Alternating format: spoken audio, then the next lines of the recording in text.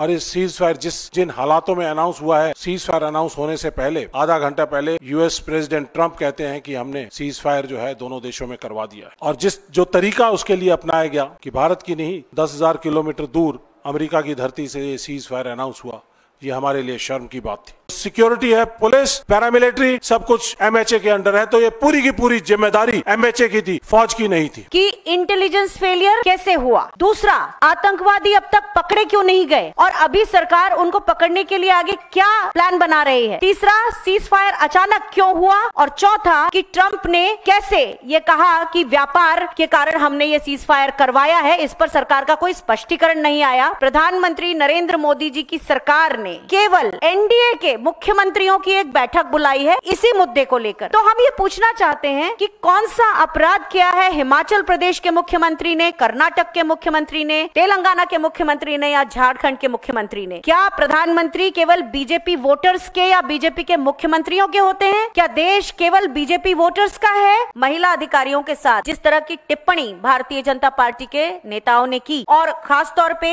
हमारी colonel Sophia Qureshi जैसी वरिष्ठ अधिकारी के ऊपर जो टिप्पणी की गई, उस अपमान का क्या बीजेपी पर कोई फर्क नहीं पड़ रहा है? क्या वो अमर्यादित भाषा के कारण भारतीय जनता पार्टी अपने अंदर पार्टी में कोई अनुशासनात्मक कार्यवाही नहीं करेगी? साथियों, पिछले तकरीबन 1 महीने के अंदर जिस तरह से मुश्किल दौर से हमारा देश गुजरा है, 22 अप्रैल के जो पहलगाम का हमला हुआ, उसके बाद जो बिल्डअप हुआ, कांग्रेस पार्टी पूरी ऑपोजिशन ने एकजुटता दिखाते हुए सरकार के पीछे अपना पूरा का पूरा वजन डाल दिया और सरकार को कहा कि हम आपके साथ हैं। जो भी इन टेररिस्ट और आतंकी हमलों के जो आका हैं, वो कहीं भी बैठे हो, चाहे वो कोई भी हो, चाहे वो पाकिस्तान हो, हर एक आदमी को सबक सिखाना जरूरी है और हम आपके साथ हैं। कांग्रेस वर्किंग कमेटी की 3 बैठकें हुई, उन्होंने एक स्वर में एक ही रेजोल्यूशन किया कि हम लोग आपके साथ हैं, जो भी फैसला करोगे हम आपके साथ हैं। उसके बाद सरकार ने ऑपरेशन सिंदूर लॉन्च किया, हम सब ने उसको बहुत सराहा। मिलिट्री को जो ऑब्जेक्टिव दिए गए, 9 टारगेट्स को ध्वस्त करने के 6 और 7 की रात को उन्होंने बखूबी उसको अंजाम दिया और कमाल तरीके से जो प्रिसीजन स्ट्राइक किया, मिसाइल से, जहाजों से और जमीनी गोलाबारी से एलओसी के ऊपर जिस तरह से स्ट्राइक किया, और उसके बाद खासकर जो भावलपुर और मुरीद के कैंप्स जो हैं उनको उड़ाने का काम किया, उसके लिए सारे देश ने उनकी सराहना की। लेकिन पाकिस्तान ने उसके साथ जो काउंटर अटैक किया, काउंटर ऑफेंसिव लॉन्च किया, उस काउंटर ऑफेंसिव के बाद जो हमारी एयर डिफेंस प्रणाली जो तैयार की गई थी बहुत समय से, जिसके 6 लेयर्स हैं, शोल्डर फायर से लेके surface to surface, surface to air, जिस तरह के हमारे रेडार्स थे, इलेक्ट्रोमैग्नेटिक स्पेक्ट्रम ने जिस तरह से काम किया, हमारे आर्मी एयरफोर्स ने जबरदस्त तरीके से जो डिलीवरी की है, जो उनको ऑब्जेक्टिव दिया वो 100% अचीव किया गया। और इस आतंकवाद के खिलाफ लड़ने की लड़ाई के अंदर हम सब लोग, आप लोग सब देश के साथ थे, सरकार के साथ थे। लेकिन जब हम जीत रहे थे, पाकिस्तान के ड्रोन अटैक, पाकिस्तान की मिसाइल अटैक और पाकिस्तान के तरह तरह के तमाम तरह के गोला बारूद के जो अटैक हो रहे थे हमारे लाइन ऑफ कंट्रोल, जो कि ऊपर स्कार्दू से लेकर नीचे पुंछ, रजौरी, अखनूर तक आती है, और फिर उसके बाद आईबी पठानकोट से चालू, कठुआ, सांबा, पठानकोट, अमृतसर, गंगानगर, बीकानेर, जैसलमेर और नीचे भुज, नलिया, वहां तक हमारी पूरी की पूरी आईबी और एलओसी पूरी तरह से एक्टिवेटेड थी। फौज तैयार थी और फौज ने उनके सारे के सारे जितने भी हमले थे उनको नाकाम कर दिया। हमने उसको देखा। और आप में से कई टीवी चैनल तो ऐसे हैं जिन्होंने मेरे ख्याल से 9 और 10 की रात को शायद किसी ने इस्लामाबाद पे कब्जा कर लिया था, किसी ने लाहौर पे कब्जा कर लिया था और किसी ने शायद कराची के ऊपर भी कब्जा कर लिया था। तो ये माहौल था पूरे देश का। सुबह 10 बजे जो प्रेस कॉन्फ्रेंस हुई मिनिस्ट्री ऑफ फाइनेंस की, मिनिस्ट्री ऑफ डिफेंस की, जो हमारी लेडी ऑफिसर्स हैं, और साथ साथ जो फॉरेन सेक्रेटरी हैं मिस्री साहब, इनकी जो बॉडी लैंग्वेज थी वो ऐसी थी कि जैसे आज हम बहुत कुछ डिलीवर करने वाले हैं। चौथा दिन था लड़ाई का, लेकिन अचानक शाम होते होते हम सबके चेहरे धूमिल पड़ते चले गए और अचानक सीज फायर का अनाउंस हुआ। और इस सीज फायर जिन हालातों में अनाउंस हुआ है, और सीज फायर अनाउंस होने से पहले आधा घंटा पहले यूएस प्रेसिडेंट ट्रंप कहते हैं कि हमने सीज फायर जो है दोनों देशों में करवा दिया है। और जो तरीका उसके लिए अपनाया गया कि भारत की नहीं 10,000 किलोमीटर दूर अमेरिका की धरती से ये सीज फायर अनाउंस हुआ, ये हमारे लिए शर्म की बात थी। देश एकजुट था इस पूरे हालात में, लेकिन सरकार ने लोगों के दिलों का, लोगों के जज्बातों का सौदा किया और अचानक हमारे ऊपर यह सीज फायर थोप दिया। हम इस पूरे प्रकरण में 22 अप्रैल से लेके और 10 तारीख को सीज फायर होने तक हम लोग जो फौजों ने कार्रवाई की है उसको सैल्यूट करते हैं, उनकी वीरता को, शौर्य को, पराक्रम को नमन करते हैं, सलाम करते हैं। और ये फौज, भारतीय फौज वर्ल्ड की नंबर 1 फौज थी। ये उन्होंने एक बहुत ही बेहतरीन जिस तरह से उदाहरण दिया इन ऑपरेशंस के अंदर, उसके लिए हम उनको सैल्यूट करते हैं।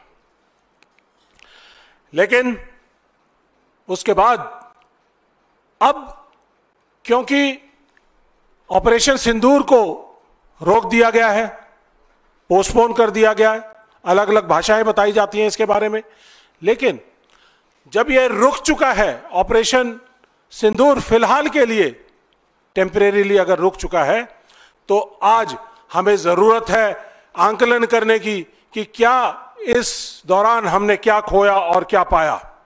और इसके लिए सवाल सरकार को देने पड़ेंगे, सरकार को ये सवाल देने पड़ेंगे, अकाउंटेबिलिटी फिक्स करनी पड़ेगी, जिम्मेदारियां लेनी पड़ेंगी कि इस हमले के जिम्मेदार कौन। तो साथियों, इस सारी चीज को देखते हुए हम लोगों ने, कांग्रेस पार्टी ने फैसला किया कि हम लोगों के बीच में जाएंगे। और पहले कार्यक्रम 20 से 30 का दिया गया था, लेकिन थोड़ा 24 तारीख से लेके और 31 तारीख तक प्रोग्राम्स तय हुए हैं। जय हिंद सभा, हम सब लोगों के बीच में, भारतवासियों के बीच में जाएंगे। पहले फेज के अंदर 16 शहर चुने गए हैं और जय हिंद सभाएं वहां पर की जाएंगी। ये सभाएं हमारे सैनिकों को नमन करने के लिए, हमारे जो सर्विंग सैनिक हैं, सोल्जर्स हैं, उन्होंने जो काम किया है उनकी वीरता को सलाम करने के लिए, नमन करने के लिए, और जो हमारे पूर्व सैनिक जिन्होंने आज तक काम किया है 1962 की, 65 की, 71 की, कारगिल की, IPKF में, और आज तक जो काम कर रहे हैं, उसके लिए सब लोग सलाम करते हैं। और उनको फोकस में रखते हुए हम लोग उनको ऑनर करना चाहते हैं, उनको ऑनर करेंगे इन सभाओं के अंदर। और साथ साथ एक जिम्मेदार विपक्ष होने के नाते हमारी भी जिम्मेदारी है कि सरकार ट्रांसपेरेंटली सब लोगों के बीच में आए और बताए कि ये कैसे 22 अप्रैल का पहलगाम का हमला हुआ और कैसे ऑपरेशन सिंदूर लॉन्च किया गया और क्या हमने इसके अंदर खोया, क्या पाया, और किस तरह से हमारा सीज फायर थर्ड पार्टी से हुआ। और इसके साथ साथ जो एक्सटर्नल अफेयर मिनिस्टर हैं, जिन्होंने जिस तरह से उनकी बयान आया, मैं अब एक एक करके हर चीज के ऊपर करूंगा। जहां तक बात है सिक्योरिटी फेलियर, ये 22 अप्रैल का जो पहलगाम का हमला था, वहां पर ना तो कोई सिक्योरिटी पोस्ट थी, ना कोई चेक पोस्ट थी, ना कोई पिकेट थी, ना कोई सिपाही था, ना पैरामिलिट्री फोर्सेस थी। ऐसा हमने कभी नहीं देखा। JNK के चप्पे चप्पे के ऊपर फौज की या किसी की डिप्लॉयमेंट रहती है। और ये मैं आपको यहां से बताना चाहता हूं कि ये गलतफहमी में ना रहे कि ये फौज की डिप्लॉयमेंट थी। ये जो जितने भी शहर हैं, श्रीनगर, पहलगाम, पुलवामा, अनंतनाग, अनवंतीपुर, ये सारे के सारे मिनिस्ट्री ऑफ होम की सिक्योरिटी के अंदर है। जो सिक्योरिटी है, पुलिस, पैरामिलिट्री, सब कुछ MHA के अंडर है। तो ये पूरी की पूरी जिम्मेदारी MHA की थी, फौज की नहीं थी। और उस समय पर वहां पर कोई भी डिप्लॉयमेंट नहीं थी। और मेरे 28 साल के फौज के करियर में और मैंने जो 40 साल की जो मिलिटेंसी J&K की देखी है, उसको देखते हुए और वर्ल्ड की सारी मिलिटेंसी जो देखी है, उसके अंदर जो टेररिस्ट हैं वो 1 से 1.5 मिनट के अंदर फटाफट आते हैं, 1-2 मिनट के अंदर अटैक करते हैं और अपना जाने का सेफ रास्ता ढूंढकर पहले से ही रखते हैं और इमीडिएटली निकल जाते हैं। लेकिन मैं हैरान हूं इस बात के लिए कि वहां पर 40 मिनट तक एक एक आदमी को चुन चुन कर मारा जाता है और उसके बाद 1.5 घंटे तक कोई रीइंफोर्समेंट नहीं आती है, कोई QRT नहीं आती है, कोई नहीं आता है। तो बहुत बड़ा एक ये फेलियर है, सिक्योरिटी का फेलियर है, ये हमने नहीं देखा, अनप्रेसिडेंटेड है। और कई परिवारों से हम मिले जिन्होंने अपने इस पुलवामा अटैक के अंदर लोग खोए हैं। वो लोग कहते हैं कि कोई लेफ्टिनेंट विनय नारवाल की वाइफ हिमांशी नारवाल, जिसका पोस्टर बहुत ज्यादा वायरल हुआ था, अपने पति की लाश के साथ बैठी थी, कहती 1 घंटे से ज्यादा तक उनके पति की सांस चल रही थी, कोई इवैक्यूएशन नहीं हुई, कोई उनको हॉस्पिटलाइजेशन नहीं हुआ और ज्यादातर लोग जो है खून ज्यादा बह जाने की वजह से और जो उनको मेडिकल केयर नहीं मिली है समय पर, उसकी वजह से उन्होंने अपना दम तोड़ा है। तो साथियों, ये पूरी तरह से मिनिस्ट्री ऑफ होम की फेलियर है। लेफ्टिनेंट गवर्नर की मिनिस्ट्री ऑफ होम, जिसके इंचार्ज अमित शाह जी हैं, उनकी पूरी तरह से विफलता है। यहां पर मैं यह भी कहना चाहूंगा कि 6 से 8 अप्रैल के दौरान अमित शाह जी ने सिक्योरिटी का जायजा लिया और कहा कि सब कुछ ठीक ठाक है, और 17 अप्रैल को प्रधानमंत्री जी का वहां दौरा होना था, वो सिक्योरिटी कारणों से रद्द कर दिया जाता है और 22 अप्रैल को ये पहलगाम हो जाता है। तो इसका मतलब कि इंटेलिजेंस इनपुट्स कहीं ना कहीं कुछ थी या सिक्योरिटी की पुख्ता नहीं थी, तो इस वजह से इन्होंने प्रधानमंत्री जी का दौरा रद्द किया।